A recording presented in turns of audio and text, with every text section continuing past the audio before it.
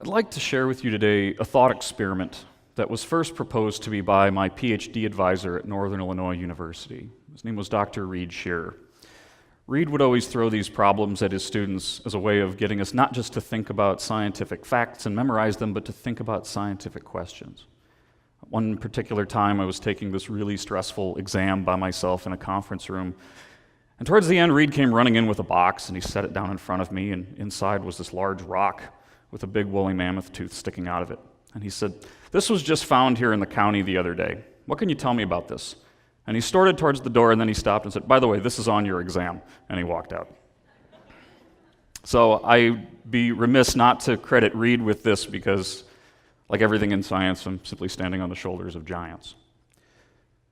But biological evolution, it's defined as the change in the frequency of alleles in a population over time. It's a complex theory built upon hundreds of tested hypotheses. It's driven by random mutation and natural selection, and today it's the central tenet of all biology and paleontology. It's a really nice definition, but how many of us actually really know what that means?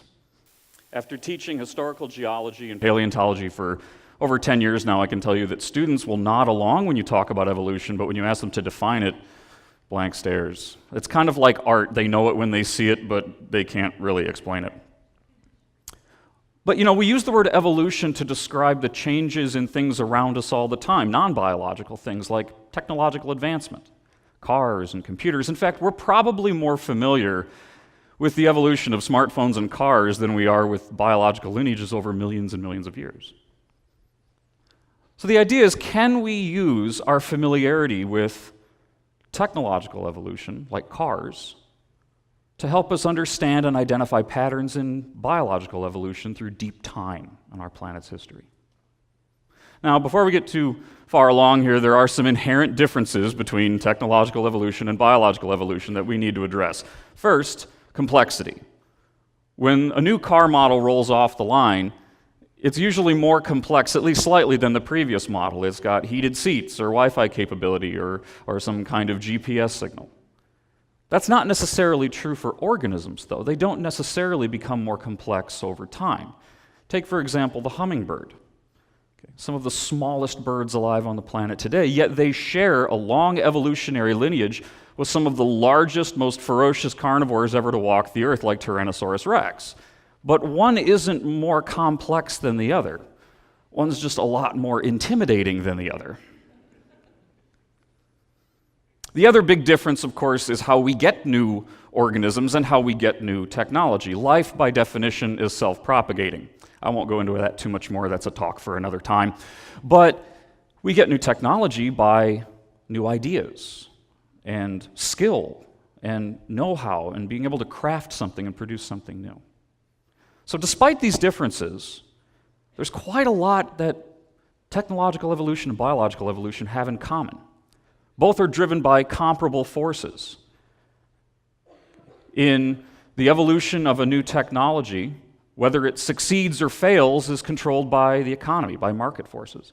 In biology, that's natural selection, where success is passing your genes on to the next generation, and failure is ultimately extinction.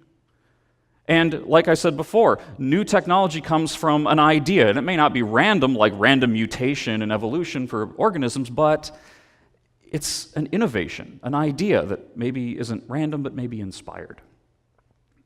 So what else can we look at, looking maybe the evolution of cars, and learn something about the evolution of life? Well, let's start with something like the rates of evolution, starting with cars. These are Cadillac DeVilles. First, we have a 1956 Cadillac DeVille and a 1960. In the 4 years in between these two vehicles being produced, lots of physical changes happened to these species. Headlights, the grille styling, the hood styling, the wheelbase. When these cars are driving down the road, you can tell them apart. In biology, we'd say these have high disparity. The physical differences are extreme and notable.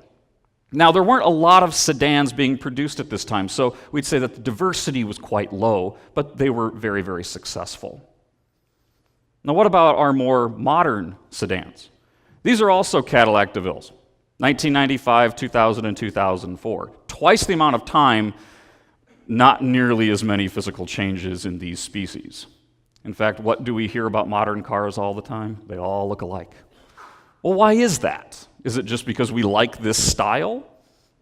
Maybe that's part of it. But there's also safety standards, there's efficiency. It comes down to that this form works, so there's no need to change it. And when we have a long lineage of an organism or a group of organisms with very few changes, in biology we call that stasis. And stasis works because the form works for the environment. Now, if we want to talk about stasis in the evolution of automobiles, there is no better example than the Type 1 air-cooled Beetle from Volkswagen. Originally produced in the 1930s in Germany, it was the flagship vehicle of Volkswagen, the people's car. And this was a very, very efficient species. It was easy to maintain, it was pretty cheap to fix, it was very affordable, got pretty good mileage.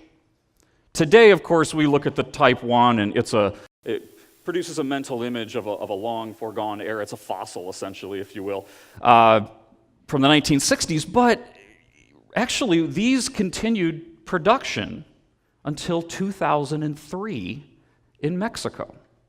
The last of the Type 1s were produced in Mexico in 2003. Virtually no changes because it worked very well in its ecosystem. There was nothing to drive that change. Now, do we see examples of this extreme stasis in the fossil record? Certainly. We also see it with living organisms today.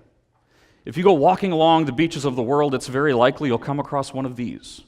A horseshoe crab, an arthropod of the clade Xiphosaura. Horseshoe crabs are amazing survivors. They have a hard exoskeleton, complex eyes, light-sensing organs. They have a varied diet of worms and crustaceans and mollusks. But this is a 200-million-year-old horseshoe crab. In fact, horseshoe crabs have a fossil record that goes back to 350 million years, virtually unchanged. Why? Because the form fits very well in the ecosystem. This is the Type 1 air-cooled beetle of arthropods. If the car's not broke, you don't need to fix it. But we're not done with Volkswagens yet. Turns out they're really, really useful for understanding evolution. Because after the Type 1 was so successful in the 60s, Volkswagen diversified. Rapid diversification, where you have one lineage and it splits into numerous ones. If you want something a little faster, try the Karmann Ghia. It's their sports car. How about the Type 3 Fastback or Squareback, the Thing, whatever that was, the Microbus, and of course still the Beetle. In fact, in the late 1970s, Volkswagens were at their peak diversity and abundance, similar to what we see with some groups of organisms after rapid diversification. Unfortunately, in the later 1970s and early 80s, they suffered a mass extinction. And this is very common in biology and in the fossil record. After peak diversity and abundance, you have a major mass extinction event. Now, we also see this in the fossil record with things called trilobites. These were a very successful group of arthropods, not really that similar to horseshoe crabs, but somewhat comparable. And throughout the Paleozoic era, from around 550 to 250 million years ago, they were quite abundant. However, their peak abundance was in the late Cambrian period through the Ordovician, so about 490 million years ago. And then they repeated, they went through several mass extinctions, one right after the other, throughout the rest of the Paleozoic. In the beginning, they had high diversity, low disparity. They all looked alike, but we had hundreds of species. In the later Paleozoic, we had fewer species, but high disparity. They evolved spines and the ability to roll up into a ball. They were much more specialized. Now, what caused these extinctions in trilobites? Notably, changes in their environment, changes in the climate, changes in the chemistry of the ocean, the addition of new predators, and the addition of new competition. They couldn't all keep up. So let's look back at our Volkswagens. What caused this mass extinction? Very similar to our trilobites, the extinction of most of our Volkswagens was caused from an invasive species. Because in the late 1970s, another car came out to rival the Type 1. It was easy to repair, it was very good on gas, and it was very cheap. And this was the 1978 Toyota Corolla, the Japanese Beetle.